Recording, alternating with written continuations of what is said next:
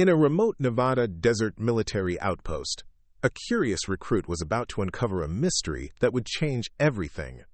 What started as routine observation of base operations took a shocking turn when he glimpsed coordinates tattooed along a woman's spine. Eliza Voss wasn't your typical civilian contractor. For years, she had spent her life as part of an elite special operations unit known as Vessel, known for her precision under pressure and unwavering silence. When she encountered Recruit Aiden Shaw's persistent investigation into her background, she had no idea she was walking into a confrontation that would force her to break years of carefully maintained silence. Shaw's discovery that would lead to the revelation of his sister's classified sacrifice and the true cost of military service that operates in shadows.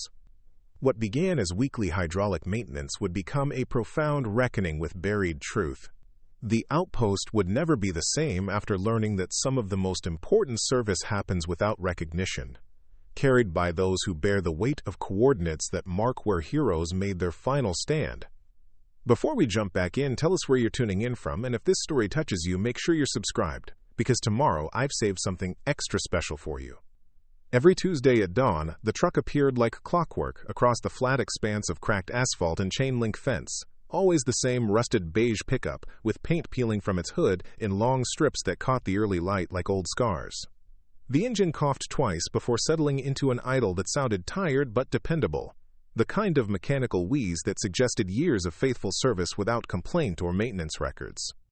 She stepped out the same way each time, left foot first, then a pause to adjust the canvas bag slung across her shoulder, then the right foot touching down with deliberate care as if the ground might shift beneath her weight.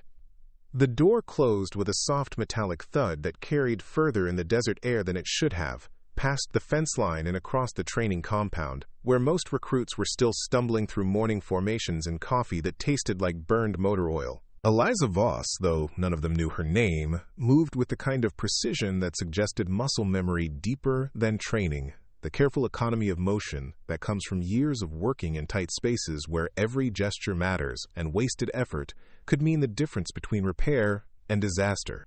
Her overalls hung loose, but not sloppy, stained with hydraulic fluid and desert dust in patterns that told stories of bent elbows and crawling through spaces too small for comfort. She carried no badge, no clipboard, no radio crackling with updates from base operations.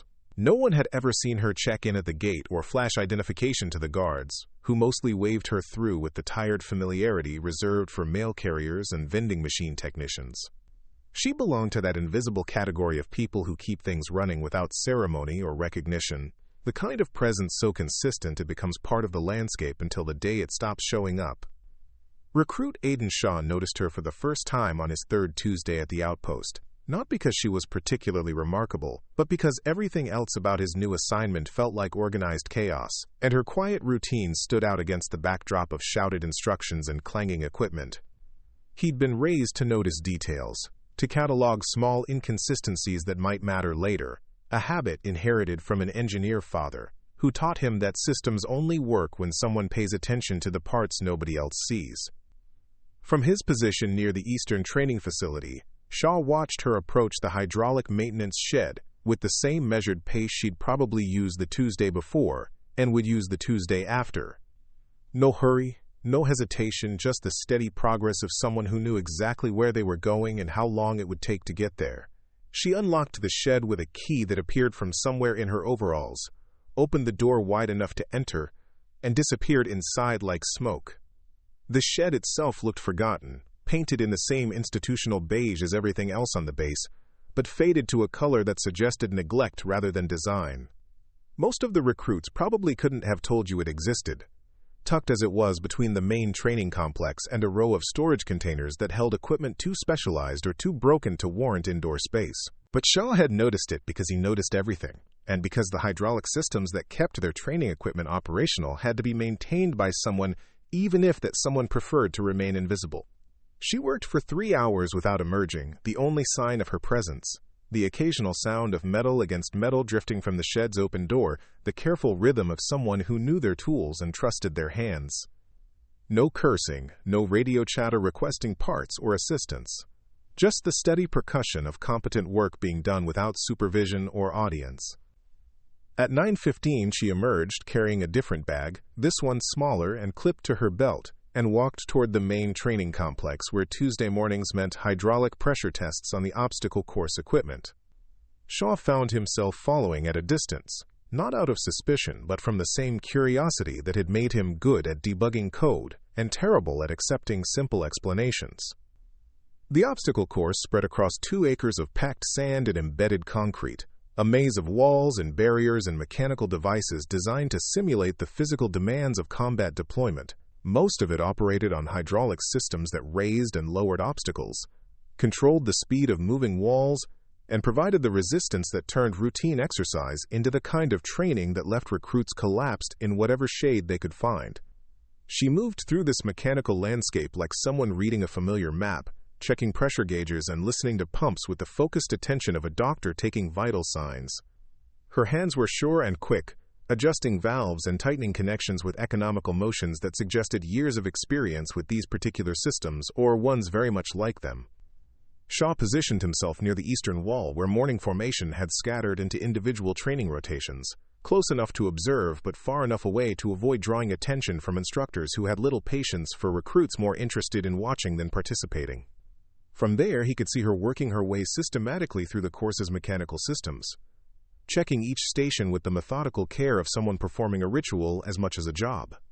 It was then, as she knelt beside the main hydraulic manifold to examine a fitting that had been weeping fluid onto the sand below, that the morning wind shifted direction and caught her loose overall shirt at the shoulders, lifting the fabric just enough to reveal a strip of skin along her spine where something dark showed through the gap between collar and waistband. Not a birthmark or a scar, but something deliberate, geometric, precise. Numbers arranged in a vertical line like coordinates or a code, tattooed in small black figures that stood out against skin weathered by sun and work. Shaw couldn't make out the complete sequence from his position, but he could see enough to know it was intentional, professional, the kind of marking that meant something specific to someone who understood the language. The wind died and her shirt settled back into place, the brief glimpse of ink disappearing as quickly as it had appeared. She continued her inspection without pause or acknowledgement that anyone might have been watching, moving on to the next station with the same measured efficiency she'd shown since stepping out of her truck 40 minutes earlier. Shaw found himself reaching for the small notebook he kept in his cargo pocket, the one where he recorded training observations and equipment serial numbers, and the 1,000 small details that might prove useful later. Without thinking about why, he wrote down what he'd seen. Vertical tattoo. Spine. Numbers. Coordinates, maybe. Small, precise figures. Professional work. By 10:30, she was finished with the obstacle course, and walking back toward her truck, the morning's work completed with the same quiet competence she'd brought to it. No report filed, no supervisor consulted, no paperwork documenting what had been inspected or repaired or adjusted. She simply loaded her tools, closed the truck's tailgate with a gesture that suggested satisfaction rather than haste, and drove away down the access road that connected the outpost to the state highway 20 miles east.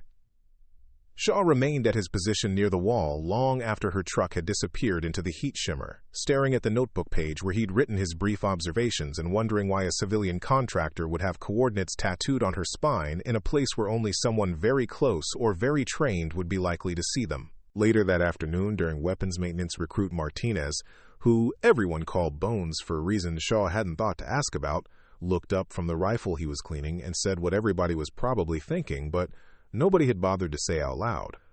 "You notice the phantom wrench lady never talks to nobody," Bones said, running a cleaning rod through the barrel with practiced motions. 3 weeks I've been here, and I ain't heard her say word one to anybody. Not the guards, not the instructors, not even good morning or excuse me when she's walking past. Shaw looked up from his own weapon, an M4 that had seen better decades but still functioned with the reliable mediocrity of military equipment designed more for durability than performance. "You think that's weird?" "I think everything about this place is weird," Bones replied, "but most of the weird makes sense once you've been here long enough to figure out the system. Contractors usually got supervisors breathing down their necks, paperwork to fill out, schedules to keep. They got badges and radios and vehicles with official markings. They complain about the heat and ask where the bathroom is and want to know when chow gets served.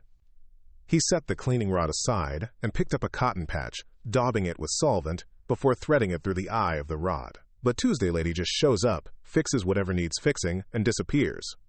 No muss, no fuss, no conversation, like she's not even here except for the work getting done. Shaw had been thinking the same thing, but hearing it said out loud made the observation feel more significant, less like paranoid speculation and more like legitimate curiosity about an anomaly in the normal patterns of base operations. Military installations thrived on documentation and procedure, on knowing who was where, when, and why, and under whose authority they were operating. Contractors especially were subject to scrutiny and oversight that left paper trails thick enough to choke administrative offices. But the woman who fixed hydraulics every Tuesday seemed to exist outside that system, grandfathered in by some understanding that predated current personnel and operated according to rules nobody had bothered to write down or question. She was simply part of the landscape, like the mountains on the horizon, or the heat that made everything shimmer after noon. That evening, Shaw found himself standing near the fence line that separated the training compound from the maintenance area, looking across the space where her truck had been parked that morning and trying to reconcile what he'd observed with what he thought he knew about how military installations operated. The coordinates on her spine nagged at him, not because they were necessarily sinister, but because they suggested a story more complex than civilian contractor with an unconventional management arrangement. The sun was setting behind the mountains to the west, painting the sky in shades of orange and purple that made the desert look beautiful instead of hostile, when Master Sergeant Briggs approached from the direction of the armory building. Briggs was old-school military, the kind of non-commissioned officer who had learned his trade during conflicts Shaw had studied in history classes, and his presence near the fence line felt both coincidental and purposeful. "Evening, Shaw," Briggs said, stopping beside him and following his gaze toward the empty maintenance area. "Something interesting out there?" Shaw considered several possible responses, ranging from casual deflection to direct inquiry about the woman who fixed hydraulics, but settled on something in between. "Just trying to figure out how everything fits together, Sergeant. Learning the patterns." Briggs nodded slowly, the kind of nod that suggested approval without commitment. "Patterns are important," he said. "Help you understand what's normal and what's not. But sometimes what looks irregular from the outside makes perfect sense once you understand the history." It was the kind of statement that invited follow-up questions while simultaneously discouraging them, delivered in the tone Briggs used when he wanted to provide guidance without explicit instruction. Shaw had learned to recognize that tone during his first week at the outpost, when Briggs had explained the unofficial rules that governed recruit behavior without ever acknowledging that such rules existed. "History," Shaw repeated, testing the word to see how it felt in the context of a woman who drove a rusted truck and fixed hydraulic systems without apparent supervision or authorization. "Every place has history," Briggs said. "Some of it gets written down in official reports and training manuals.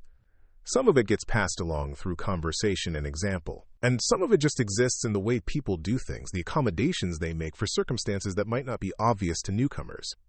Shaw sensed an opening, but wasn't sure how to pursue it without overstepping boundaries he didn't fully understand. "The contractor who comes on Tuesdays," he said carefully. "She seems to know the systems pretty well." Briggs was quiet for a long moment, long enough for Shaw to worry he'd pushed too hard or asked the wrong question. When the sergeant finally spoke, his voice carried the weight of authority, tempered by something that might have been respect or caution, or both. "Some people earn their place through paperwork and proper channels," Briggs said. "Others earn it through different means. Either way, once it's earned, it doesn't require daily justification." The base computer lab stayed open until 2200 hours, officially for recruits who needed to complete online training modules or correspond with family members, but practically speaking it served as a refuge for anyone seeking air conditioning and a few minutes of connection to a world beyond desert training compounds and hydraulic maintenance schedules. Shaw had been using it primarily for the air conditioning, but Tuesday night found him seated at a terminal with a different purpose in mind. The numbers he'd written in his notebook kept returning to his attention like a half-remembered song, meaningless individually but suggesting a pattern that felt familiar despite his inability to place it.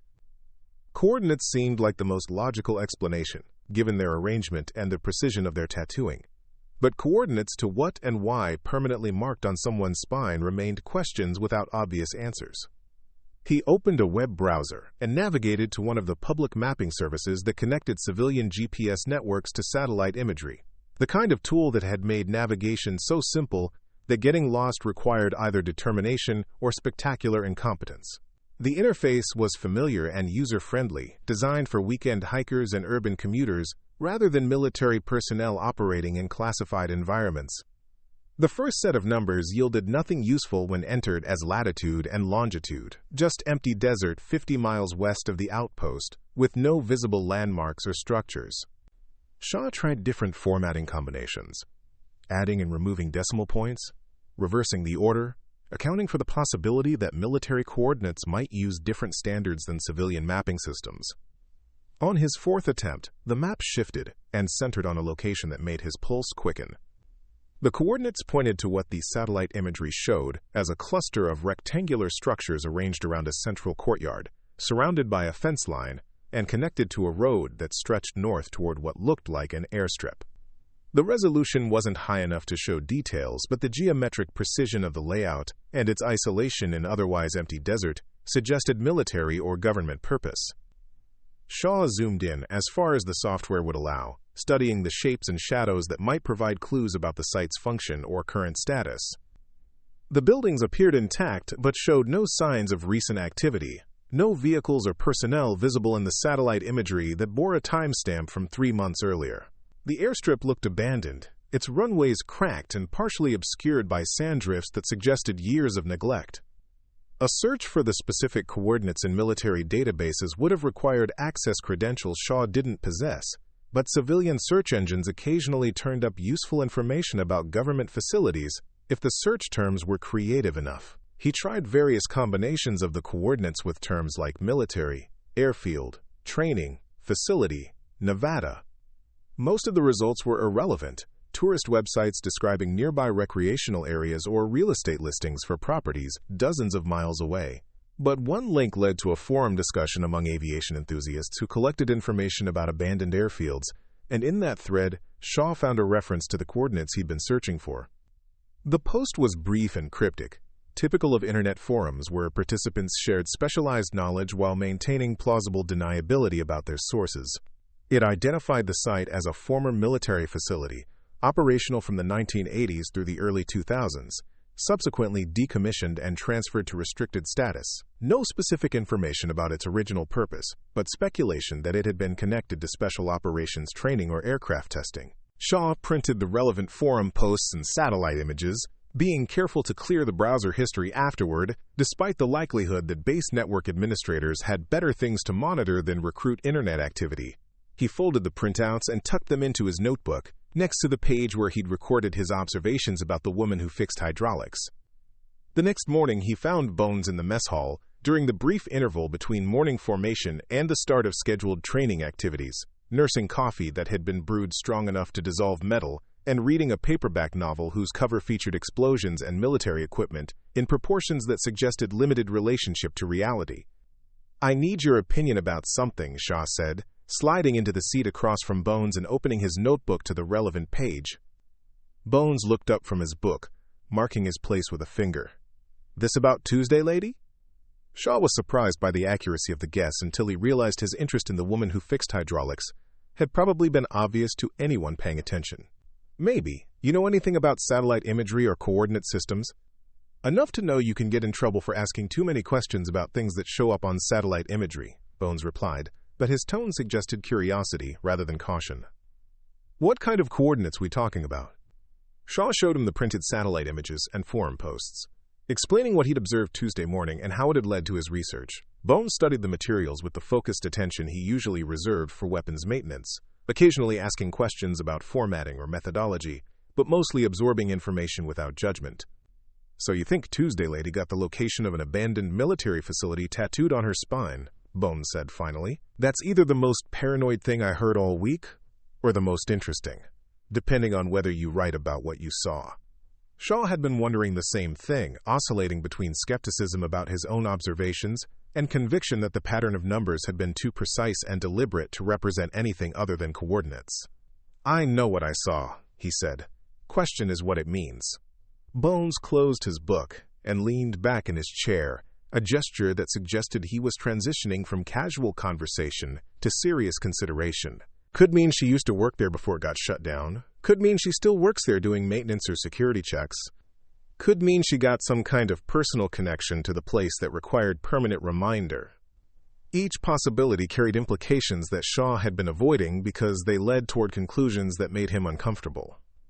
If the woman who fixed hydraulics had professional or personal connections to classified military facilities, her presence at the outpost represented something more complex than an informal maintenance arrangement. Or could mean you seeing patterns where there ain't any, Bones continued, and those numbers mean something completely different that just happened to match up with coordinates when you plug them into a mapping system. Shaw acknowledged the possibility, but couldn't convince himself it represented the most likely explanation. The precision of the tattooing and its placement on her spine suggested intentional permanence, the kind of marking that commemorated something significant, rather than decorative preference.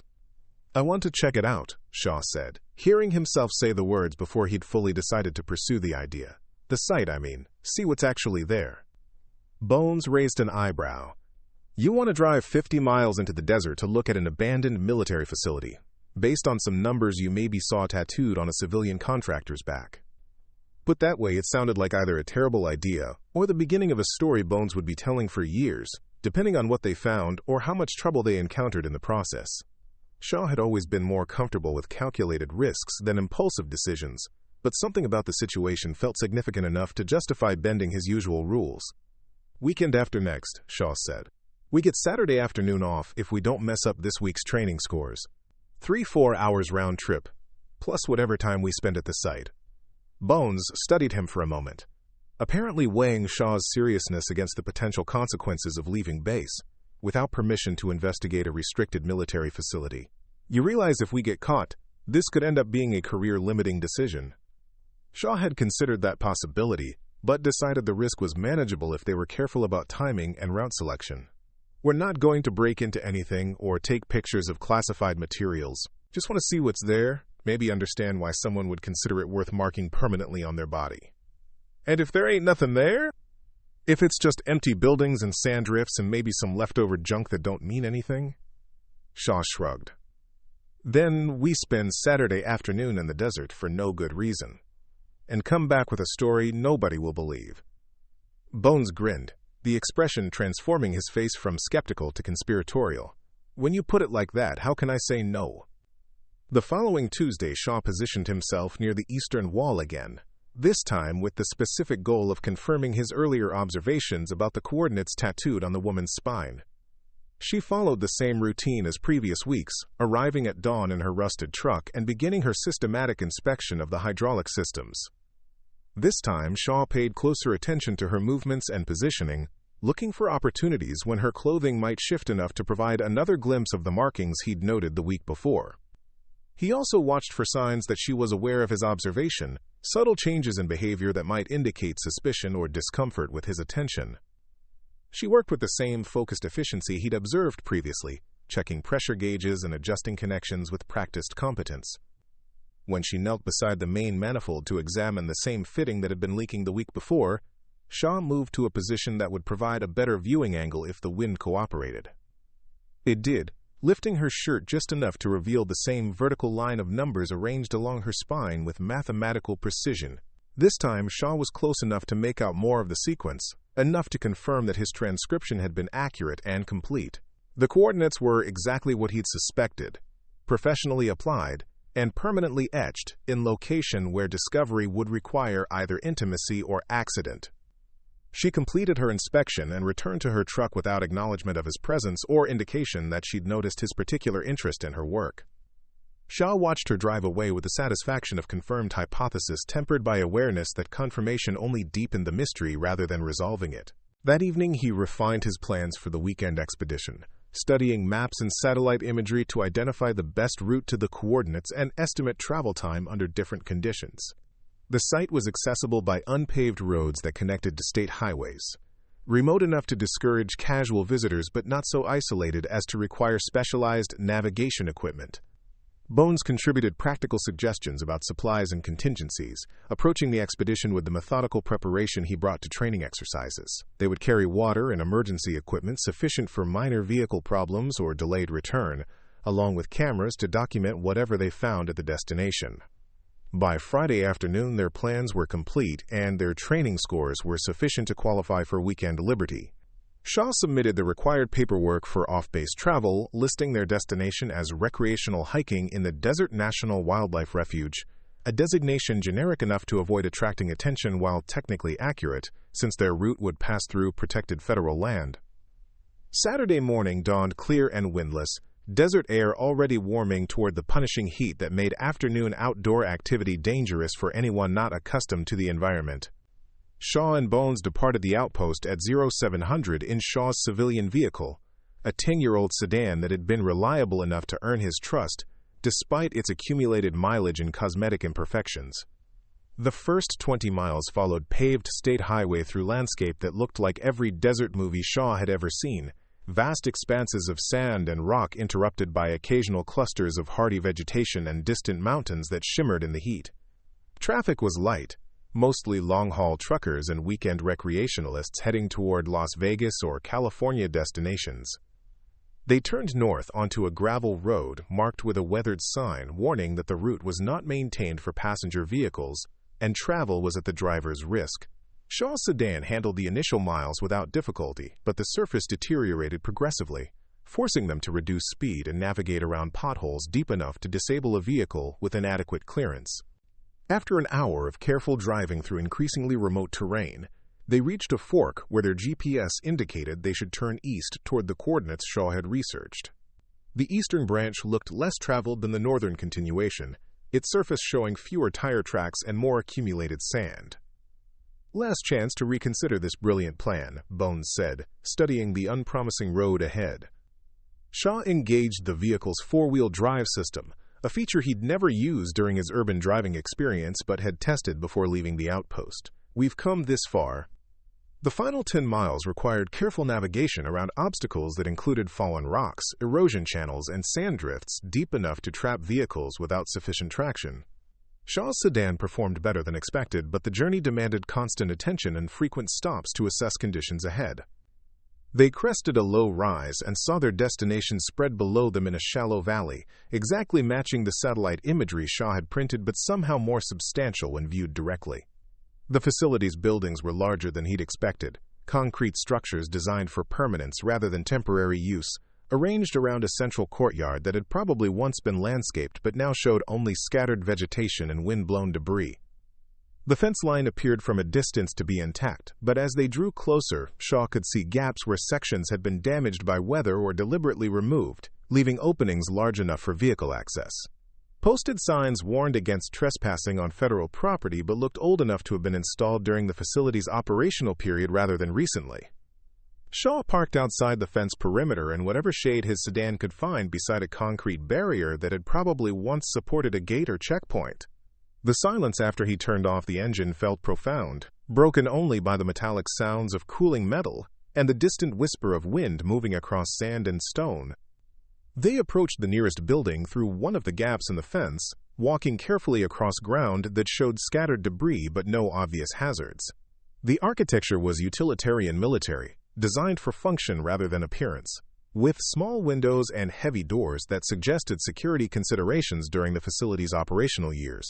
Most of the buildings were locked, their doors secured with heavy padlocks that looked newer than the structures themselves, but one smaller structure at the eastern edge of the complex stood open, its door hanging at an angle that suggested either damage or deliberate abandonment.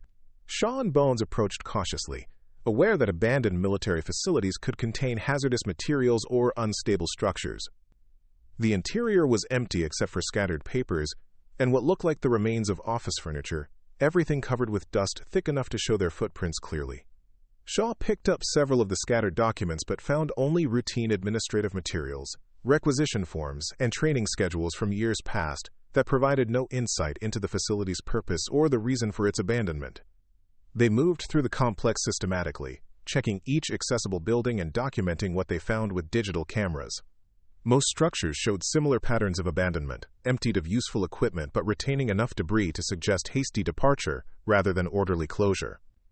The largest building, located at the center of the complex, required more effort to access because its main entrance was secured, but one of its windows had been broken in a way that allowed entry if they were willing to risk minor injury from remaining glass fragments. Bones volunteered to go first, clearing the window opening and climbing through into what appeared to be a main briefing or operations room. Inside, they found evidence of more recent activity than the other buildings had shown. The debris was less settled, the dust patterns disturbed by footprints that could have been days or weeks old.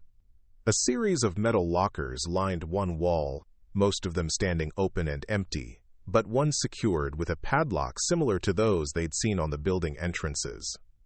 Shaw examined the locked locker, while Bones investigated what appeared to be a communication station, its equipment removed but cable runs and mounting brackets still visible. The locker's padlock was newer than the others, installed with more care and showing less weather damage. "Think we should try to open it?" Shaw asked, though he already knew the answer would determine how far they were willing to push their unauthorized investigation. Bones looked up from the communication station where he'd been examining cable ends with the focused attention of someone trained in electronics. "Depends what you think we might find, and whether you prepare to deal with consequences if it turns out to be something we ain't supposed to see." Shaw had been weighing the same considerations. Breaking a padlock constituted deliberate property damage rather than simple trespassing, escalating their violations into territory that could have serious legal consequences. But the locker's newer hardware suggested it might contain materials related to recent activity at the facility. Telling and preparing this story took us a lot of time, so if you are enjoying it, subscribe to our channel. It means a lot to us. Now back to the story. He decided to compromise, checking the locker's mounting and construction to see if it could be opened without damaging the lock itself. The unit was secured to the wall with bolts that showed rust and loosening, suggesting it might be possible to remove the entire assembly and examine its contents elsewhere. Working together, they managed to loosen the mounting bolts enough to lift the locker free from its wall brackets. It was heavier than expected, suggesting substantial contents despite its modest size. They carried it outside, where better lighting would facilitate examination of its locking mechanism.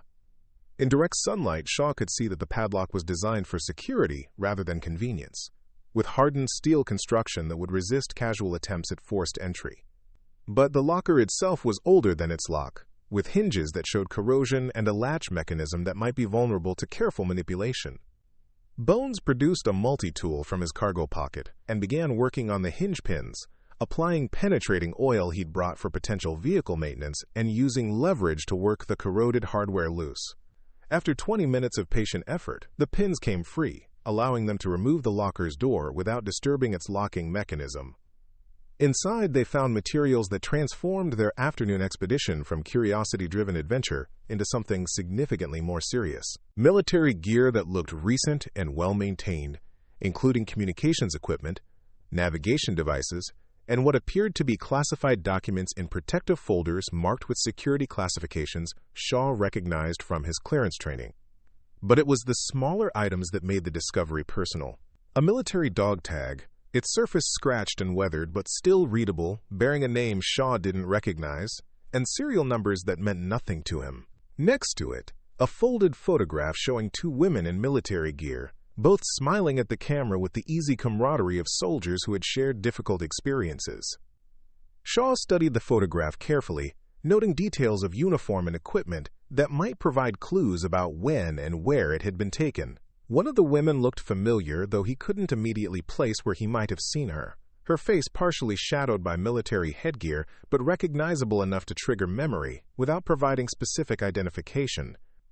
Bones examined the dog tag, reading the engraved information with the careful attention of someone familiar with military identification procedures.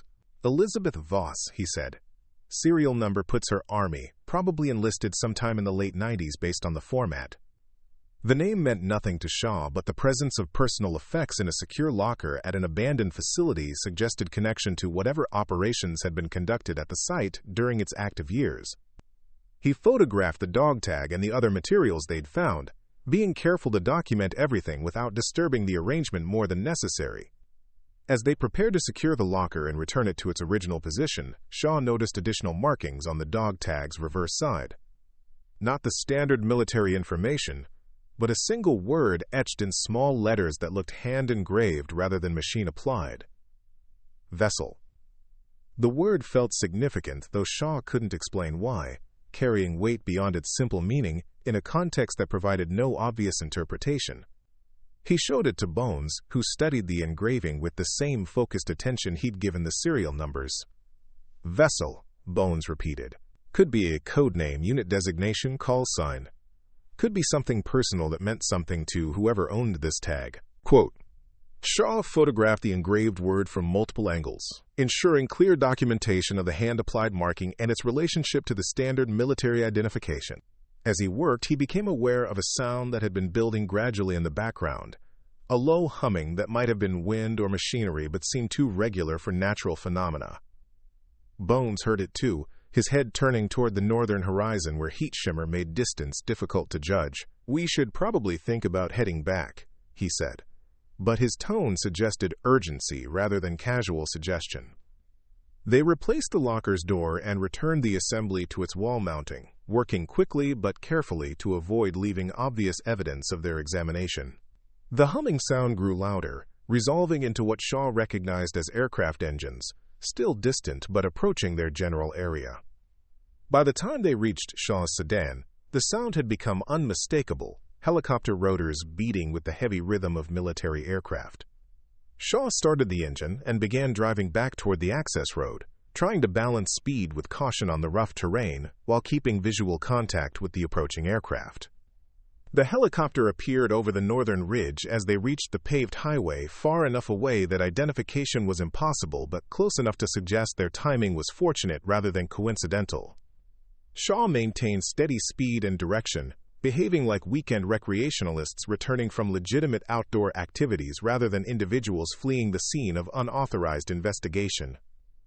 They drove the first 20 miles in relative silence, both processing what they'd discovered and considering its implications for their understanding of the woman who fixed hydraulics every Tuesday morning.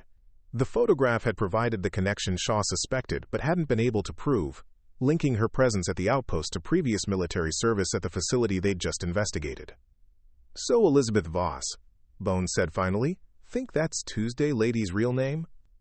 Shaw was almost certain it was, based on the facial features he could identify in the photograph and the coordinates tattooed on her spine that had led them to the facility where her personal effects remained secured in a military locker. But certainty raised questions about why she was operating under different identification at the outpost and what circumstances had led to her unofficial status. I think we found what we were looking for, Shaw said. Question is what we do with the information. Bones was quiet for several miles, studying the photographs they'd taken and reviewing the implications of their discovery. Could be she's working undercover for some reason, official business that requires civilian cover. Could be she's got personal reasons for maintaining connection to a place that probably holds bad memories. Could be she's keeping watch on something or someone related to whatever happened there. Each possibility suggested different approaches to handling their newfound knowledge, ranging from reporting their findings to appropriate authorities to maintaining discretion and allowing the situation to develop naturally. Shaw found himself reluctant to take action that might compromise whatever accommodation had allowed her to maintain her Tuesday routine at the outpost. The sun was beginning to set behind the mountains by the time they reached the outpost, painting the desert in colors that made their afternoon expedition feel like something from a different world. Shaw parked in the recruit lot and they retrieved their gear, both aware that their investigation had crossed lines they hadn't fully considered before setting out that morning. As they walked toward the barracks, Shaw noticed a familiar rusted truck parked near the maintenance shed, several days early for the usual Tuesday schedule. The woman who fixed hydraulics was visible through the shed's open door, working on something that required focused attention and steady hands. For a moment, Shaw considered approaching her directly, using their discovery of her personal effects as opening to conversation that might provide answers to questions that had been building since his first observation of the coordinates tattooed on her spine. But something about her deliberate isolation and the care with which she maintained professional distance suggested that direct confrontation would be counterproductive. Instead, he watched from the distance as she completed whatever task had brought her to the outpost on Saturday evening, loaded her tools with the same methodical precision she showed every Tuesday, and drove away without acknowledging his presence or indicating awareness that anyone had been observing her work. That night, Shaw lay in his bunk, reviewing the day's discoveries and considering what they meant for his understanding of the situation he'd been investigating. The dog tag and photograph provided evidence that the woman who fixed hydraulics had military history connected to the abandoned facility. But they also raised questions about her current status and the nature of her relationship with the outpost's command structure. The word vessel engraved on the dog tag's reverse side felt particularly significant, suggesting either personal meaning or professional connection that might explain her continued involvement with military installations despite her apparent civilian status. Shaw made a mental note to research the term in military contexts, looking for unit designations or operational codes that might provide additional insight.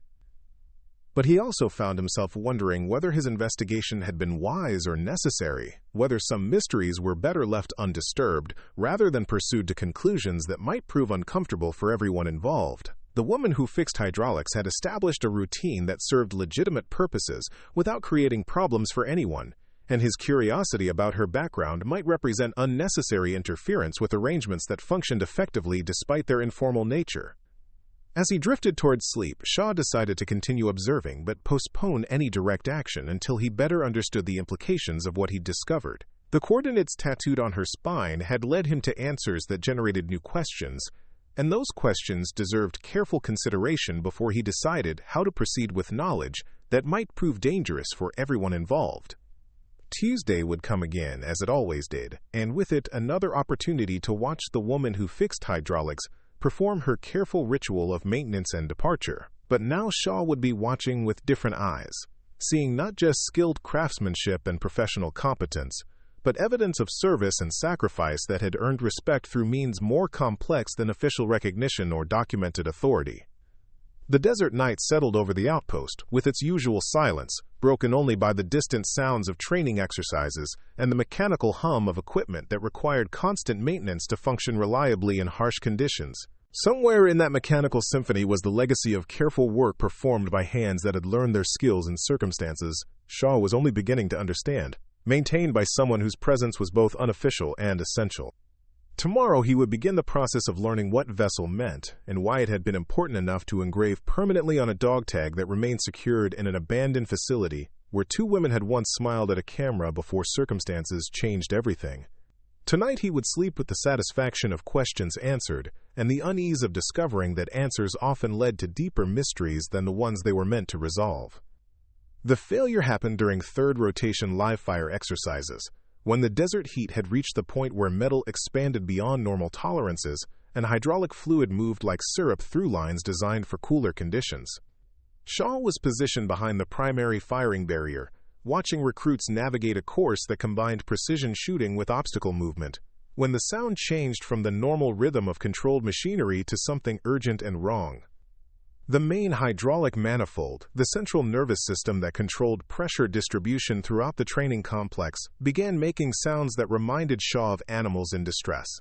A high-pitched whine that cut through the background noise of rifle fire and shouted instructions, followed by the deeper groan of metal under stress beyond its design limits. Master Sergeant Briggs heard it first, his head turning toward the mechanical area with the instant recognition of someone who had learned to distinguish between normal operational sounds and the harbingers of catastrophic failure. His hand moved to the emergency shutdown controls, but the system's response was sluggish, pressure continuing to build in lines that were already straining against their maximum ratings. Shaw watched the pressure gauges climb past their red zones while hydraulic fluid began spraying from joints that could no longer contain the forces being applied to them. The obstacle course's moving barriers jerked to a halt in positions that left two recruits trapped between converging walls. Their escape routes blocked by mechanical failures they couldn't understand or control. It was then, as Briggs worked frantically at the control panel and other instructors shouted for recruits to clear the danger zone, that Shaw saw her approaching from the direction of the maintenance shed. Not running, not showing the panic that was beginning to spread among personnel who recognized they were watching a system failure that could result in serious injury or death, but moving with the steady urgency of someone who understood exactly what was happening and what needed to be done about it. The woman who fixed hydraulics stepped past the safety barriers without hesitation, ignoring Briggs' shouted warning about system pressure and entering the mechanical area where hydraulic fluid was now spraying in patterns that painted the sand dark and slick. Shaw could see her hands moving over controls and valves with the confidence of someone who knew these systems intimately, not just from Tuesday maintenance routines but from deeper familiarity that suggested design-level understanding. She worked without speaking, her movements economical and precise as she isolated sections of the hydraulic network and rerouted pressure through backup systems that Shaw hadn't known existed. Within 90 seconds, the dangerous whining had stopped. The pressure gauges were returning to safe ranges, and the trapped recruits were able to extract themselves from positions that had been growing more dangerous with each passing moment. When the immediate crisis was resolved, she didn't wait for thanks or acknowledgement. She simply gathered her tools, checked the emergency isolation valves one final time, and walked back toward her truck with the same measured pace she used every Tuesday morning. No report filed, no incident documentation, no explanation of how she'd known to respond or what authority had given her access to controls that were normally restricted to certified personnel. Shaw found himself following her at a distance, driven by curiosity that had grown beyond casual interest into something approaching obsession. She loaded her tools with characteristic efficiency. But before closing the truck's tailgate, she paused and looked directly at him for the first time since he'd begun observing her routine. The eye contact lasted perhaps 3 seconds. Long enough for Shaw to register intelligence and assessment, but not long enough to interpret what conclusion she might have reached about his attention. Then she closed the tailgate, climbed into the truck, and drove away down the access road that connected the outpost to the state highway. That evening, Shaw found Briggs near the armory, supervising evening equipment checks, with the methodical attention to detail that characterized his approach to anything involving recruit safety. Shaw approached carefully, aware that his questions about the afternoon's incident might be unwelcome if they seemed to challenge the informal arrangements that governed the woman's presence at the outpost. "Sergeant," Shaw said, positioning himself where their conversation wouldn't be overheard by recruits who were focused on their equipment maintenance duties. "That hydraulic failure this afternoon could have been serious if it hadn't been resolved so quickly." Briggs looked up from the rifle he was inspecting, his expression neutral but attentive. "Could have been," he agreed. "Good thing we had someone available who understood the system well enough to isolate the problem." Shaw recognized the careful phrasing, the way Briggs acknowledged the woman's intervention without explicitly discussing her qualifications or authority to perform emergency repairs on military equipment. She seemed to know exactly what to do. "Experience," Briggs said, returning his attention to the rifle. "Some people learn systems through manuals and training programs. Others learn through circumstances that require immediate competence without opportunity for mistakes." It was the kind of oblique reference to combat experience that Shaw had learned to recognize during his weeks at the outpost, where instructors often alluded to deployments and operations without providing specific details about timing or location. But in this context, it suggested that the woman who fixed hydraulics had acquired her expertise under conditions more demanding than civilian contractor training. "She's not listed on any duty rosters," Shaw said, testing how directly he could pursue the subject without crossing boundaries that might end the conversation. Briggs finished his inspection and set the rifle aside, turning to face Shaw with the focused attention that indicated transition from casual conversation to official guidance. "Some things don't require documentation to be legitimate," he said. "Authorization comes in different forms, and some of the most important ones don't generate paperwork." Quote, Shaw understood that he was being told to accept the situation without further inquiry, but he also sensed that Briggs' response contained information about the nature of that authorization.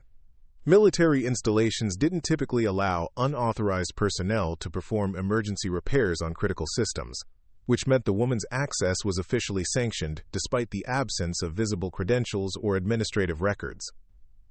"Understood, Sergeant," Shaw said, acknowledging the guidance while filing away his observations for later consideration. Briggs nodded, apparently satisfied that his message had been received. "Good. Some mysteries are worth respecting rather than solving, especially when the people involved have earned that respect through service that may not be fully documented."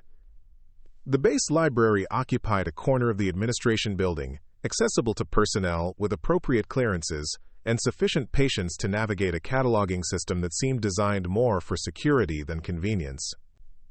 Shaw had discovered it during his second week at the outpost, initially seeking technical manuals related to hydraulic systems and communications equipment, but gradually expanding his research into areas that touched on the facility's operational history and organizational structure.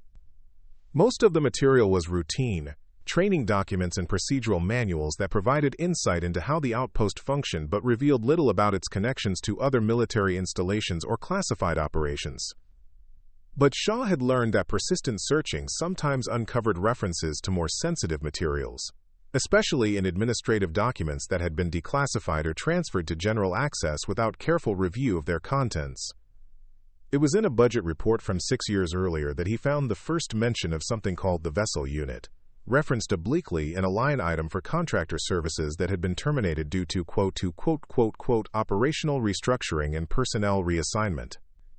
The amount was substantial enough to suggest significant ongoing expenses, but the description provided no details about the nature of the services or the reasons for their termination. Shaw copied the reference and began searching for additional mentions of vessel in documents that covered the same time period. The term appeared sporadically in contexts that suggested special operations or classified projects, but always in ways that provided minimal information about actual activities or personnel assignments. His breakthrough came in a file that had been misfiled in the section containing routine maintenance records, a debrief summary that should have remained classified but had apparently been processed through administrative channels without proper security review. The document was heavily redacted, with most of the operational details removed, but it contained enough information to provide context for the references Shaw had been finding elsewhere. The vessel unit had been an experimental forward response team, designed to operate in environments where conventional military presence was either impossible or politically unacceptable. The summary described their mission profile as deep reconnaissance and selective intervention, using small teams with specialized training to gather intelligence and conduct operations that required minimal footprint and maximum deniability. Shaw photographed the relevant pages with his phone, being careful to avoid triggering the library's surveillance systems while documenting information that might prove crucial to understanding the woman who fixed hydraulics. As he worked, he noticed a reference that made his pulse quicken, a casualty report that mentioned a operation resulting in team dispersal and presumed personnel loss. ESCOL had been his sister's last known operation before her disappearance during what had been described as a routine aviation support mission in an area that wasn't supposed to require armed escort or special operations coordination. Shaw had never been given details about her final assignment, told only that she had been providing transportation support for classified personnel when her aircraft had gone missing over territory that was subsequently declared too dangerous for search and recovery operations. The debrief summary provided no specific information about ESCOL or its relationship to his sister's disappearance, but the timing matched what Shaw knew about her final deployment.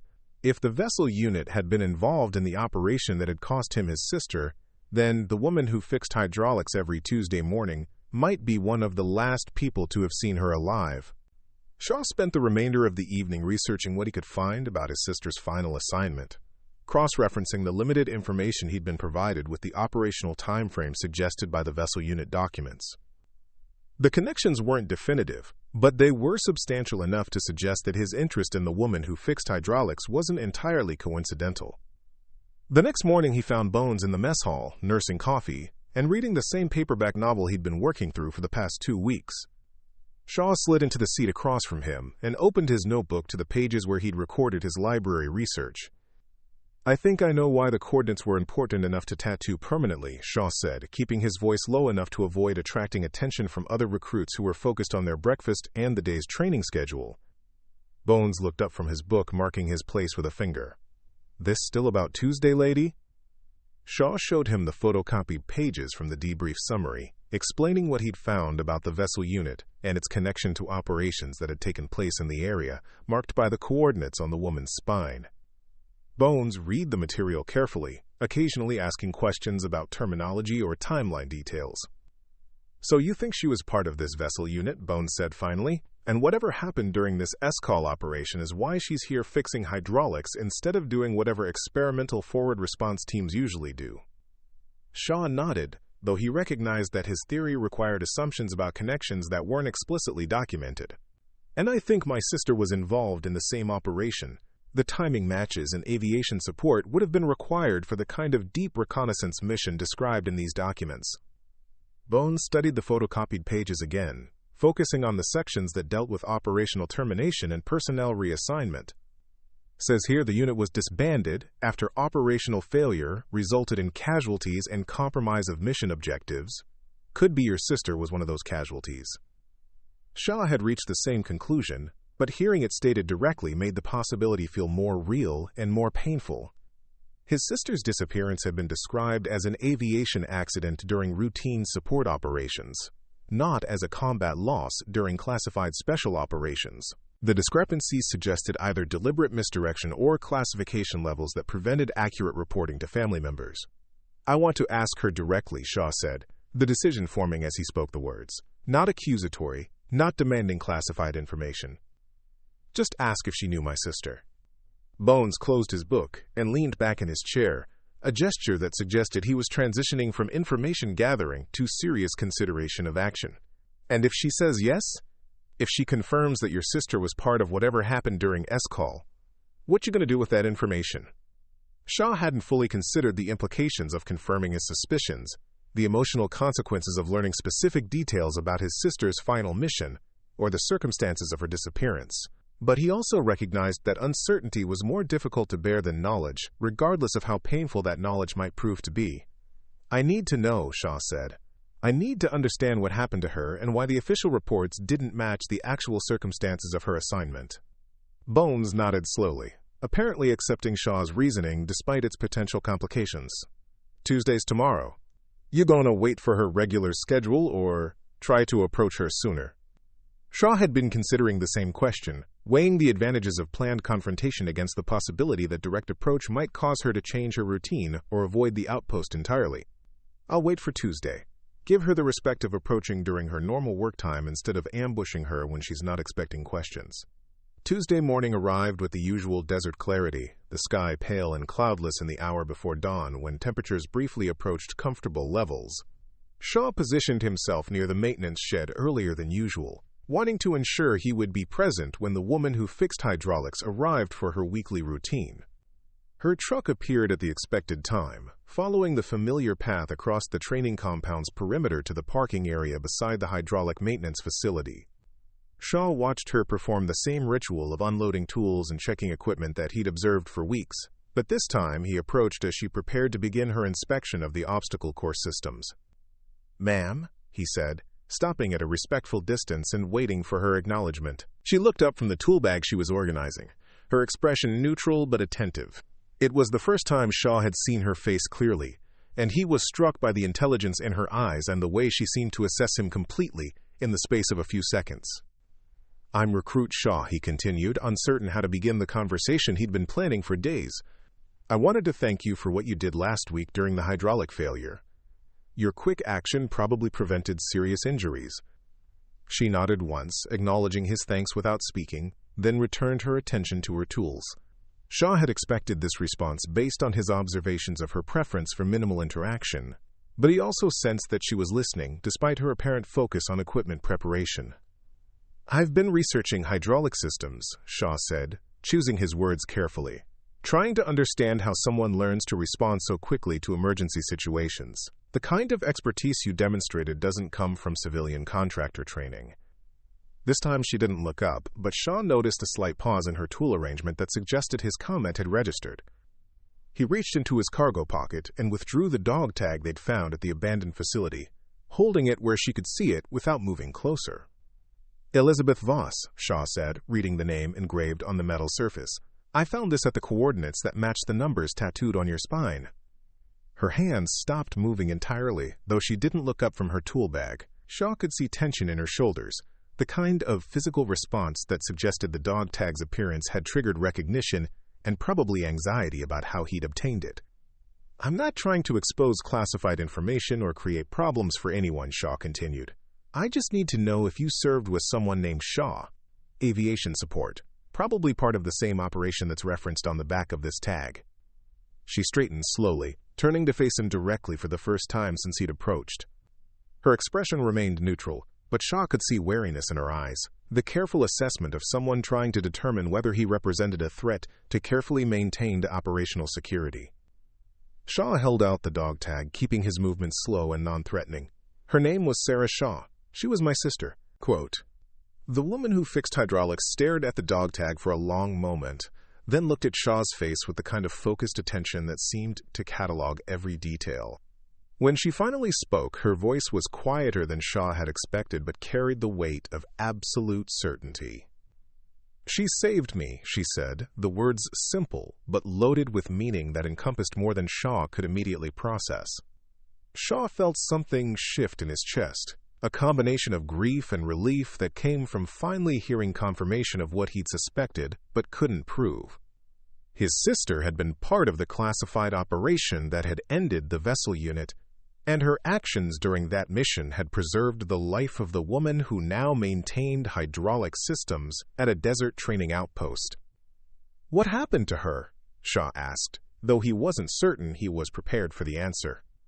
Elizabeth Voss looked toward the horizon where heat shimmer was already beginning to distort the distant mountains, her expression suggesting memory of events that remained painful despite the passage of years. "She got us out," she said finally. "All of us who made it. She stayed behind to make sure the extraction worked." Shaw understood what those words meant in military context, the kind of sacrifice that was honored in ceremonies and remembered in citations but never fully explained to family members who weren't cleared for operational details. His sister had died ensuring that her teammates could survive, choosing personal loss to prevent greater tragedy. "The coordinates," Shaw said, referring to the numbers tattooed along her spine, "that's where it happened." She nodded, still looking toward the horizon, where she made her choice, where the mission ended and everything changed. Shaw found himself crying for the first time since receiving official notification of his sister's disappearance. Tears that came without embarrassment or attempt at concealment. Elizabeth Voss watched without speaking, allowing him the time needed to process emotions that had been building since he'd first glimpsed the coordinates that led to answers he'd needed but dreaded. When he regained composure, she reached into her overall pocket and withdrew a folded piece of paper, worn from handling but carefully preserved. She handed it to Shaw without explanation, then gathered her tools and walked toward her truck. Shaw unfolded the paper and found another set of coordinates, written in handwriting he didn't recognize, but accompanied by a brief note in his sister's familiar script. "Tell him I was proud to serve with all of you." He looked up to see Elizabeth Voss climbing into her truck, her movement suggesting finality rather than temporary departure. She started the engine and drove away without looking back, leaving Shaw standing beside the maintenance shed with coordinates that would lead him to the final piece of his sister's story. That afternoon, Shaw approached Master Sergeant Briggs near the armory, carrying the folded paper Elizabeth Voss had given him and prepared to request permission for another weekend expedition. But Briggs spoke before Shaw could begin his planned explanation. "She won't be coming back," Briggs said, his tone matter-of-fact but not unsympathetic. "Some conversations change everything, even when they need to happen." Shaw understood that Briggs had been aware of his investigation and probably anticipated its eventual resolution. "She gave me coordinates. Another location." Briggs nodded, apparently unsurprised by this development. Sometimes the only way to honor the dead is to visit the places where they made their final stands.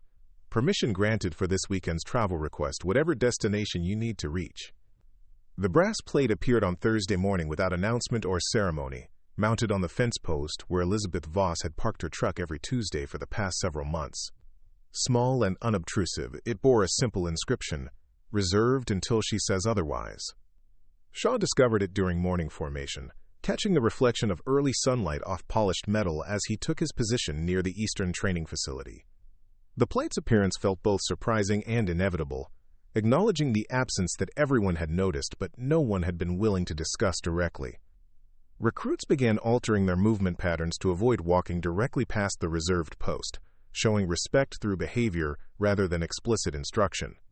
The change happened gradually and without coordination, suggesting that Elizabeth Voss had earned recognition that transcended official documentation or formal authority. Master Sergeant Briggs instituted subtle modifications to training schedules, ensuring that drill activities occurred away from the fence line, where the plate marked space that somehow felt different from the surrounding area. No orders were issued, no explanations provided, but the adjustment became part of the outpost's operational routine, with the naturalness of tradition establishing itself. Lieutenant Kim, who had been investigating Elizabeth Voss's unauthorized presence for several weeks, quietly updated her administrative records to reflect indefinite access authorization for civilian contractor services. The paperwork appeared in official files without explanation or supporting documentation, another accommodation that served practical purposes despite its irregular nature. Shaw found himself walking past the plate each morning, not from deliberate pilgrimage but because his training schedule naturally brought him through the area where Eliza Voss had performed her weekly maintenance ritual. The reserved space served as a reminder of competence that had operated without recognition and sacrifice that continued to influence events despite its unofficial status. Bones left a challenge coin at the base of the post, an old family token that carried personal significance but no official military meaning. Other recruits began following his example, leaving small objects that represented respect rather than formal tribute: spent rifle casings, folded notes, unit patches from previous assignments. The collection grew slowly and without organization, becoming shrine that honored service which couldn't be documented in traditional military records. Shaw contributed his sister's aviation wings, the ones he'd carried since receiving notification of her disappearance, placing them beside the other offerings with the understanding that they belonged in a place where sacrifice was remembered quietly. The plate remained untouched through changing weather and training cycles, developing the patina that suggested permanent installation rather than temporary acknowledgement. Its presence influenced behavior patterns throughout the outpost, creating focal point for respect that had previously lacked physical expression. New recruits learned about the reserved space through observation rather than explicit instruction, absorbing understanding that certain places carried significance that exceeded their apparent function. The lesson became part of their military education, teaching respect for contributions that might not be immediately visible or officially recognized. Shaw completed his weekend expedition to the coordinates Eliza Voss had provided, finding a small memorial site where his sister's helicopter had made its final landing. No official markers, no military ceremony, just carefully arranged stones and evidence that someone had been maintaining the site for years despite its remote location and restricted access. He left his sister's dog tags beside the stones, understanding that they belonged in the place where her service had ended and her sacrifice had begun to influence lives she would never know. The memorial felt complete in a way that official ceremonies and military funerals could not provide, offering connection to events that had been classified but not forgotten. Returning to the outpost, Shaw found that the community around the reserved fence post had continued growing, incorporating new expressions of respect and remembrance that reflected the diversity of military experience among the recruits and instructors who had been touched by Eliza Voss's quiet presence. The plate itself became a symbol of service that operated outside normal channels, representing dedication that didn't require official recognition to maintain its effectiveness. Shaw began to understand that military tradition encompassed more than documented history, including informal acknowledgments of contribution that shaped institutional culture despite their unofficial status. As his training progressed toward completion, Shaw found himself adopting some of Eliza Voss's mannerisms, her economy of motion and careful attention to mechanical systems that kept essential operations functioning reliably.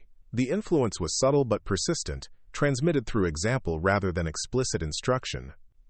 The reserved space remained constant as personnel rotated through the outpost, providing continuity that connected past service with present training and future deployment. New recruits learned to respect the plate without fully understanding its history, absorbing tradition that would influence their own service in ways they might never recognize.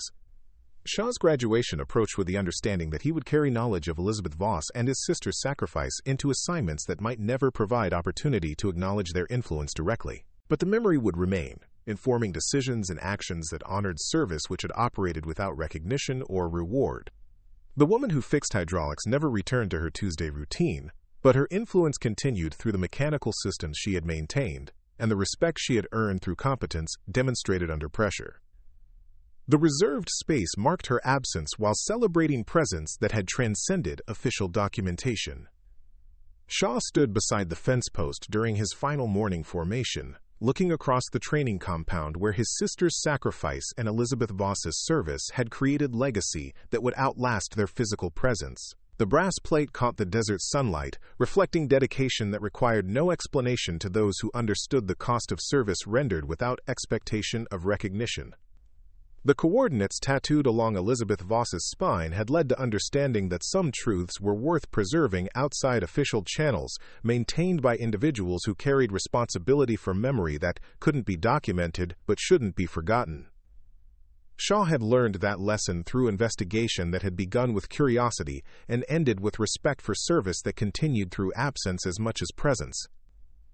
Tuesday mornings brought new maintenance personnel to service the hydraulic systems, competent contractors who performed their duties according to schedule and specification.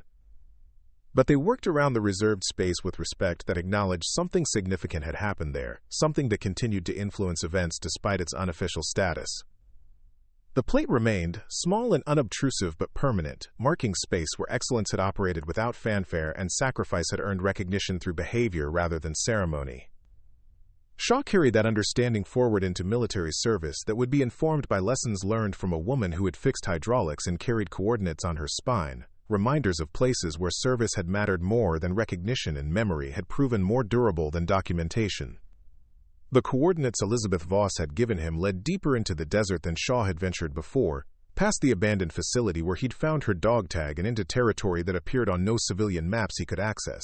The numbers guided him along dirt tracks that seemed to exist more by accident than design, routes that connected nowhere to nothing across landscape that looked unchanged since geological forces had shaped it millions of years earlier. Shaw made the journey alone, understanding that whatever he found at these final coordinates was meant for him specifically rather than casual investigation. The folded paper with his sister's handwriting had made that clear, creating obligation that felt personal rather than professional. Family business that required privacy to process properly. His sedan struggled with the terrain, suspension components protesting against rocks and erosion channels that threatened to disable vehicles not designed for serious off-road travel. But Shaw pushed forward with determination that had less to do with mechanical confidence than emotional necessity, driven by need to complete a pilgrimage that had begun with curiosity and evolved into something approaching sacred duty. The coordinates resolved to a location that showed no evidence of human presence from a distance, just another section of desert floor, dotted with the hardy vegetation that managed to survive in conditions that killed most living things. But as Shaw approached the specific GPS position, he began to notice details that suggested careful human arrangement rather than natural placement. Stones had been stacked in a pattern that was too regular to be accidental, creating a cairn that served as marker for something significant despite its modest appearance. The rocks showed evidence of selection and placement by hands that had chosen each piece for its contribution to a structure that would endure desert weather and the passage of time. Beside the cairn, Shaw found other objects that transformed the site from simple marker into memorial with personal significance.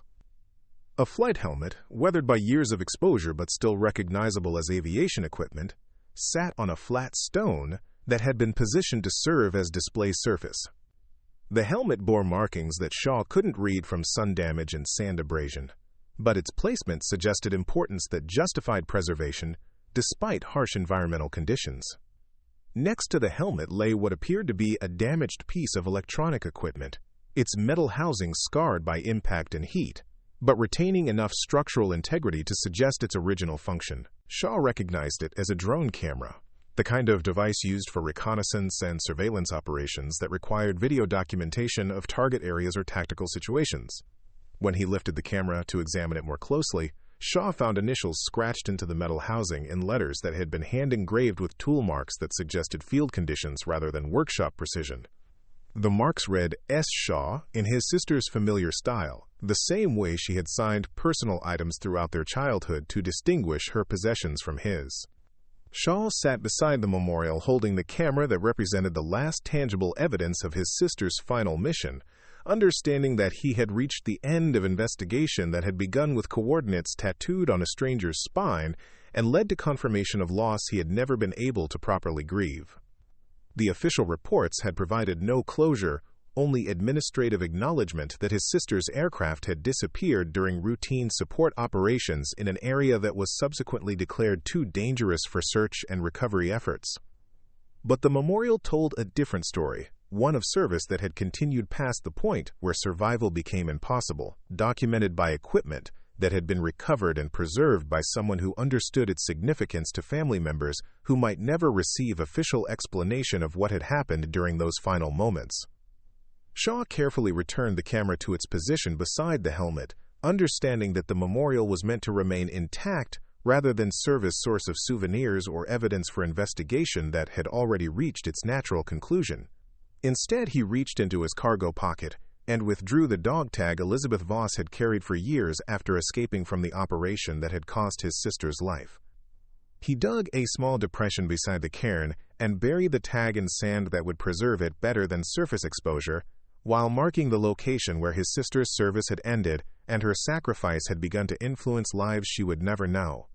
The burial felt appropriate, returning military identification to the place where its owner had made final decisions about duty and loyalty that transcended personal survival. As he worked, Shaw noticed something wedged beneath the helmet that he had missed during his initial examination. A photograph, protected from weather by placement under the metal but still accessible to someone who knew to look for it. He extracted it carefully, mindful that desert conditions could destroy paper documents in moments if they weren't handled with proper care. The image showed two women in military gear, both smiling at the camera with the easy camaraderie that develops between people who have shared difficult experiences and learned to trust each other completely. Shaw recognized his sister immediately despite the tactical equipment that partially obscured her features, the same expression she had worn in family photographs throughout their childhood, when she was genuinely happy rather than performing for cameras. The second woman was Elizabeth Voss, younger than Shaw had known her but unmistakable in the intelligence of her eyes and the careful way she held herself even when relaxed enough to smile for a photograph. The image captured a moment of genuine friendship between two professionals who had found companionship in circumstances that probably didn't allow for much social interaction or personal expression. Shaw studied the photograph for details that might provide insight into timing or location, but the background showed only generic military equipment and neutral surfaces that could have been anywhere in the world where special operations teams prepared for deployment. What mattered was the evidence of relationship between his sister and the woman who had maintained that relationship through years of weekly visits to a desert training outpost. The memorial suddenly made complete sense, not just as commemoration of military service but as expression of personal loss that had been maintained by someone who understood the cost of survival when others didn't make it home. Elizabeth Voss had been carrying the weight of his sister's sacrifice for years, honoring memory through work that kept essential systems functioning while avoiding recognition that might require her to discuss events she preferred to process privately. Shaw placed the photograph back under the helmet where it had been preserved, understanding that it belonged at the memorial rather than in his personal collection of family artifacts.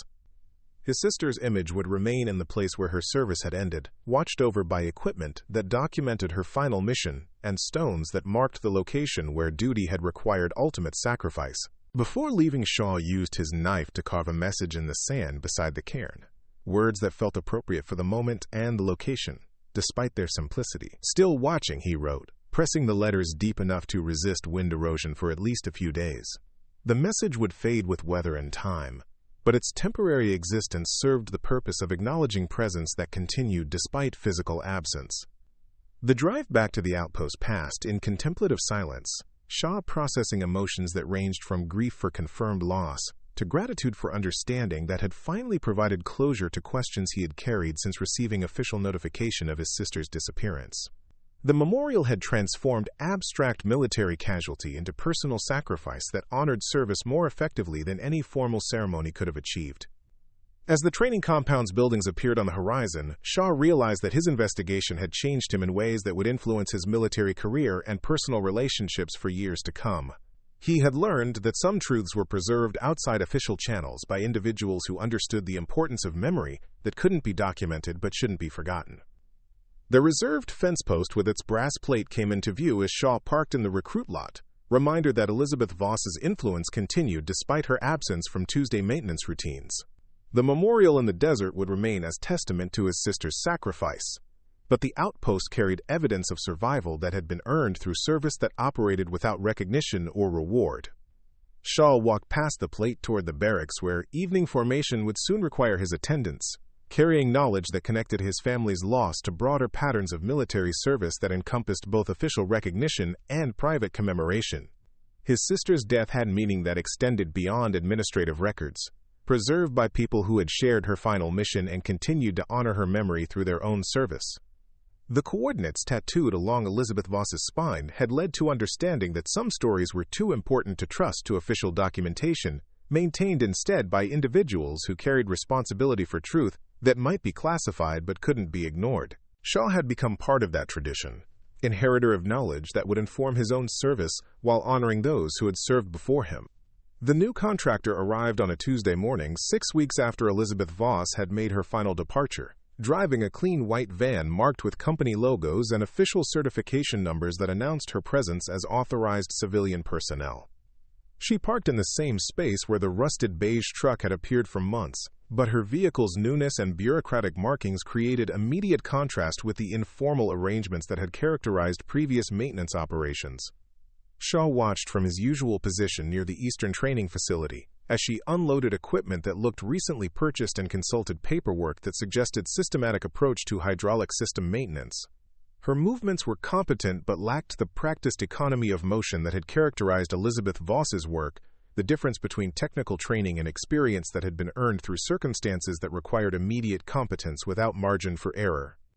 The new contractor introduced herself to Master Sergeant Briggs with professional courtesy that included presentation of credentials and discussion of scheduled maintenance procedures, behavior that made sense from administrative perspective but felt wrong in context of space that had been shaped by years of unofficial accommodation. Briggs accepted her documentation and provided necessary access codes. But Shaw could see tension in his posture that suggested discomfort with formalized arrangements that replaced personal trust with bureaucratic verification.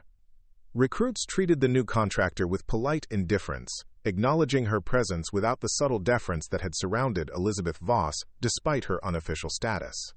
The difference was instructive, demonstrating how respect was earned through actions rather than credentials, maintained through competence that transcended administrative authority.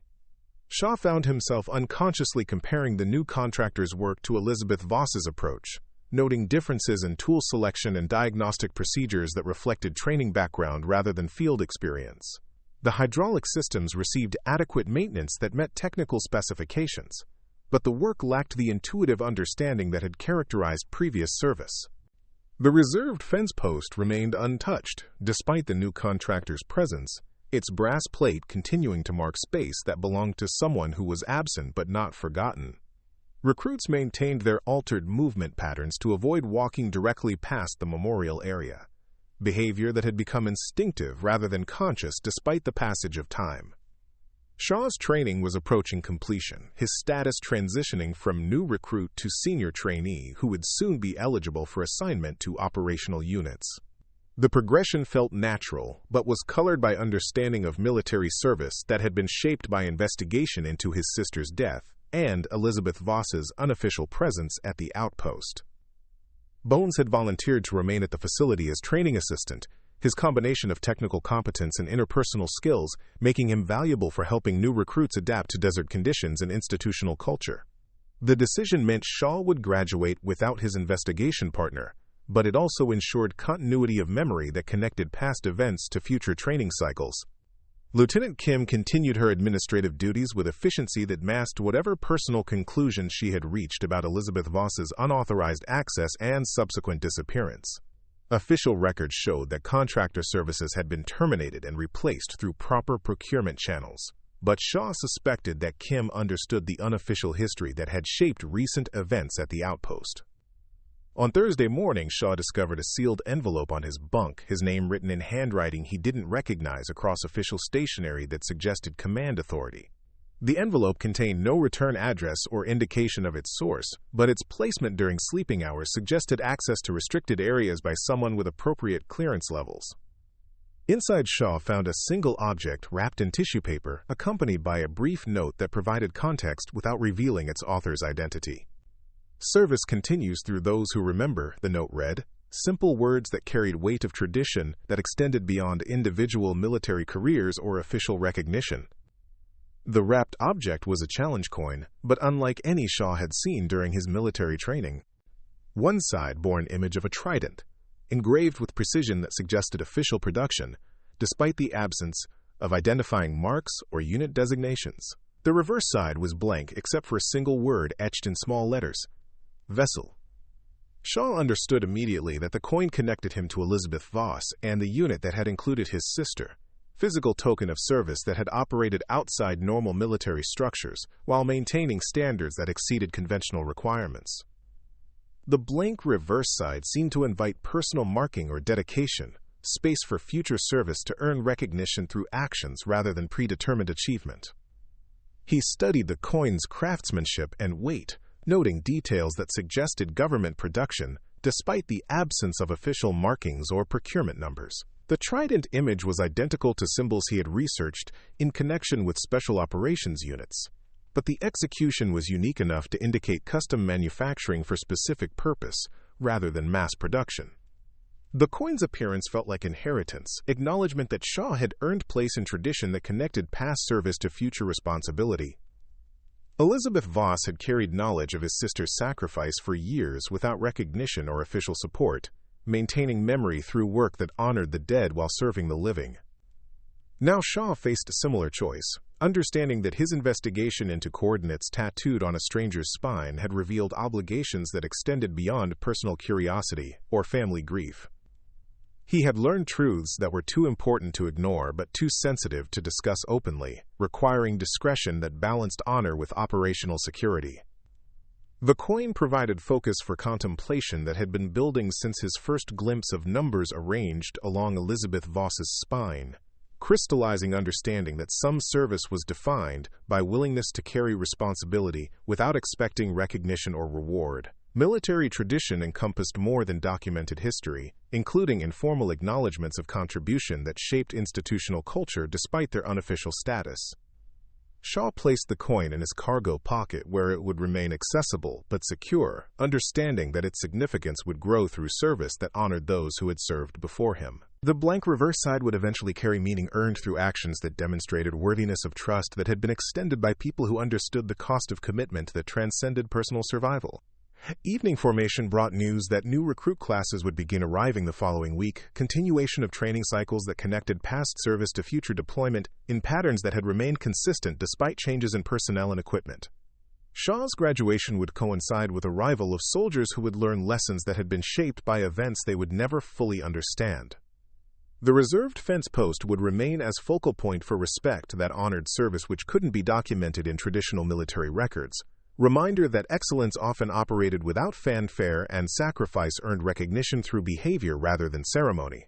New recruits would learn about the memorial space through observation rather than explicit instruction, absorbing tradition that would influence their own service in ways they might never recognize.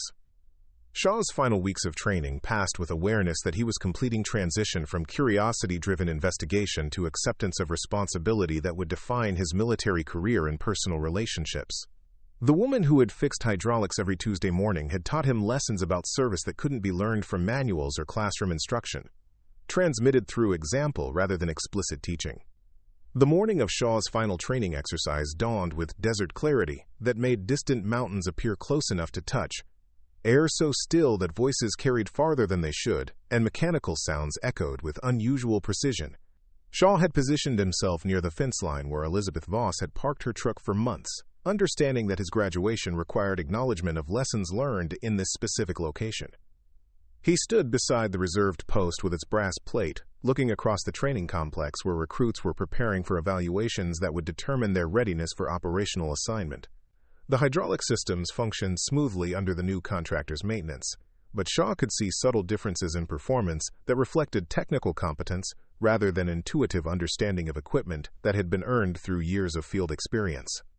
The challenge coin rested in his cargo pocket, its weight providing tangible connection to service that had operated outside official channels while maintaining standards that exceeded conventional requirements.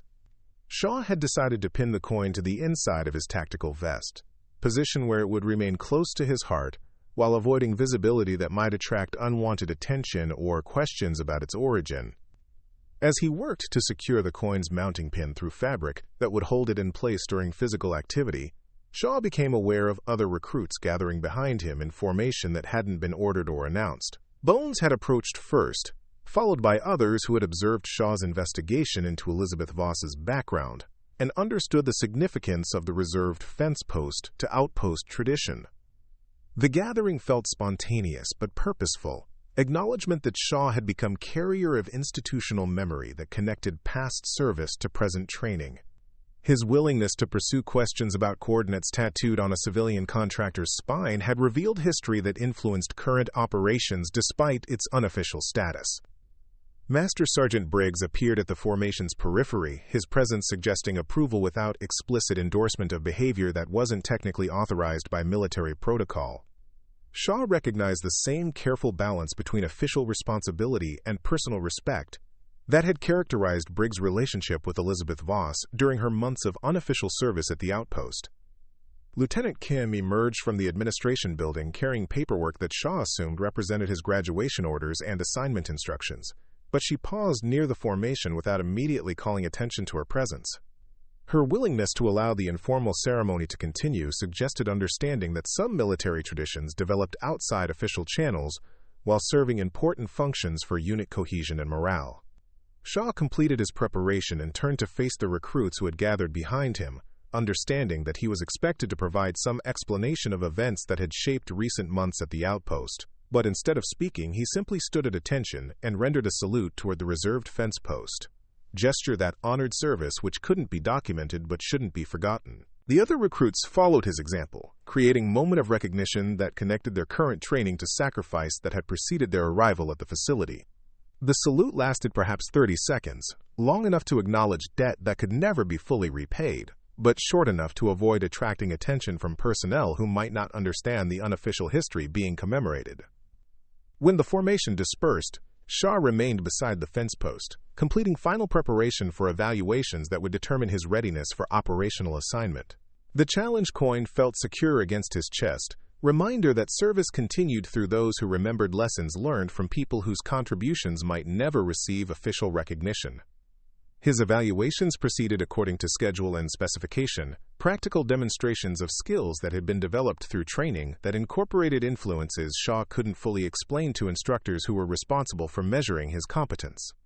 But he performed with confidence that had been shaped by understanding of military service that extended beyond documented curriculum, informed by examples of excellence that operated without fanfare.